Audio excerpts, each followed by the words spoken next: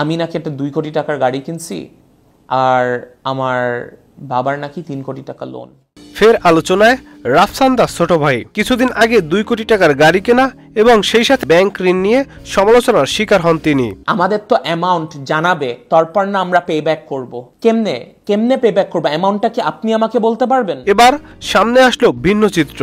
কুমিল্লায় রাফসানের drinks blue তৈরির কারখানায় অভিযান পরিচালনা করে ভ্রাম্যমাণ আদালত। You know what's more crazy? আমি কি হঠাৎ পাগল হয়ে গেছি? আমি আমার নিজের ইলেকট্রোলাইট ড্রিঙ্ক বের করছি।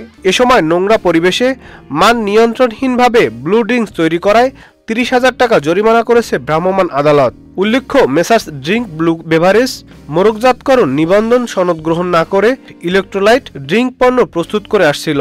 এছাড়া কোনো মেশিন না থাকার পাশাপাশি নোংরা পরিবেশে নারী কর্মীদের মাধ্যমে কোনো নিরাপত্তা কিংবা ড্রেস কোড ছাড়াই এই ব্লু নামক ইলেকট্রোলাইট ড্রিঙ্কস প্রস্তুত হচ্ছিল। গত বছর 7 ডিসেম্বর ইলেকট্রোলাইটস ড্রিঙ্ক ব্লু বাজারজাত করার ঘোষণা দেয় আলোচিত ইউটিউবার রাফসান, যিনি রাফসান দা ছোট ভাই হিসেবে পরিচিত। তখন লিচু ও তরমুজের ফ্লেভার দিয়ে 2 ক্যাটাগরিতে তারা দেশের বিভিন্ন পয়েন্টে বাজারজাত শুরু করে।